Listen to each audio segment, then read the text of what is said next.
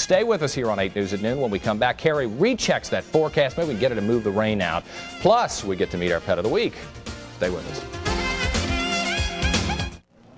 Well, it is Friday, and that means it's time for us to meet our TV8 Pet of the Week. This week, meet Runty. Runty is a beautiful Shepherd Husky mixed puppy. She's about 17 weeks old, has already been spayed, and is current on her puppy shots. She loves other animals and kids, and she's going to grow to about 40 pounds, so she'll be a mid-sized dog. And guess what? She's almost house-trained, too. That's good. If you'd like to adopt Runty, you can call our friends at Save Our Shelter. Their number is 744-1203, or you can visit their website at www.saveourshelters.com. Now, Runty is just perched there, not going to move. Yeah. The most well-behaved dog we've had in a long time. He reminds me of Petey from Little Rascals. That's true. Except he's got 2 black eyes instead of 1. He's cute. All right, let's show you your 7-day forecast. 81 today, a few stray showers west-northwest of here. We'll have more rain tonight into tomorrow, and don't forget your time change Sunday. I'll try to remember that. All right. Ron and Lisa are in tonight at 6. That's it for us. Thanks for being here, everybody. Hope you have a wonderful weekend. Bye-bye.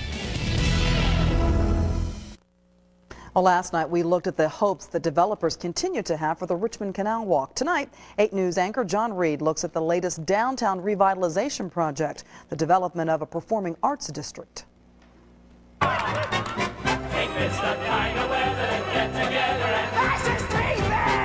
Richmond already attracts some of the East Coast's major touring Broadway shows, is home to at least 1 professional theater company and a handful of smaller troupes. But organizers of the Virginia Performing Arts Foundation say when it comes to facilities, Richmond is still waiting in the wings. We can't do Swan Lake well because we don't have enough room for all the swans on the Carpenter Center stage. Okay. Brad Armstrong is a former ad executive who now has the challenge of raising over $100 million to renovate 4 existing theaters and build a new performing arts center where the old Tallheimer's department store building stands today. All with the hope that the new theaters will mean more theater goers with money to spend downtown. We have studied city after city after city in the country to find out what does work and what doesn't work. And the common denominator in all of these cities is performing arts. Finding things that people will come downtown for that they can't get in the suburbs. Funding an expensive new arts complex may be a tough sell for some in Richmond's cash-strapped corporate community and for state legislators who face their own budget crisis. But perhaps the biggest obstacle is the shadow of another Richmond project, one that failed almost 2 decades ago. We have had some things that have tried and have not worked as well as we wanted them to. Those happened at a time when the population in this city was leaving, when the whole economic climate in this city was not very good. It's really different now. Just because some things have failed in the past doesn't mean we shouldn't be still looking hard to find the things that will work. Brad Armstrong just has to convince Richmonders that this project is the one that will. In Richmond, John Reid, 8 News. Almost everywhere you look these days, you see tattoos, from the arms of popular singers and celebrities to the legs of everyday people on the street.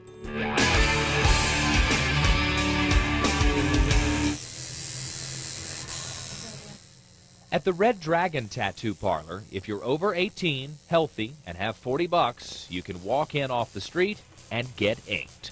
It's definitely becoming more socially accepted as time goes on, which it should be, because there's nothing wrong with it, because, you know, it's our bodies and we choose to do how we want to do. In the last 5 years, the tattoo industry has exploded here and across the country with more tattoo shops, more tattoo artists, and literally thousands of new, sometimes elaborate, sometimes grotesque, tattoo designs to choose from. On this day, 22-year-old Joanne Walls is getting her 4th piece of permanent art. I don't know how it's going to be like, you know, for me 10 years down the road, but, you know, I like my work and it'll be all right.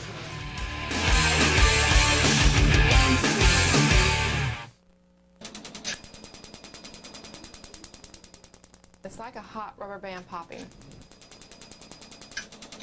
20 years ago, Maria Menchaca thought getting tattoos was cool.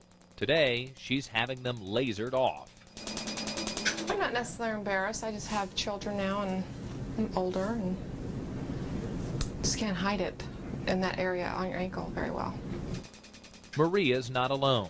Dr. Douglas Rowe has been removing tattoos for decades, and most of his patients grow up and out of their tattoos. He predicts he'll see more patients soon as more young people get tattoos and then get older.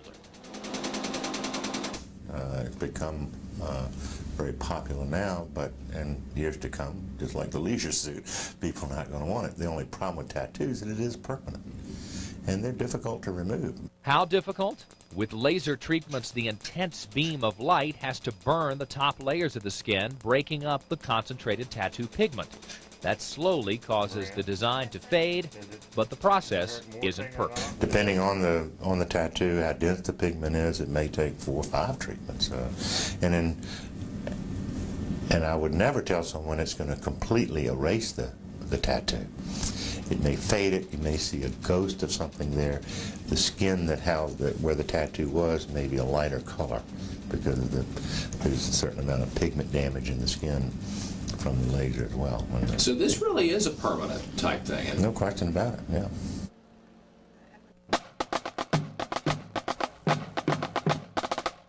Lexington, Virginia. Every afternoon, drums echo across the Spartan world that is the Virginia Military Institute. But today, some of these cadets drill knowing that they may soon march into a real war.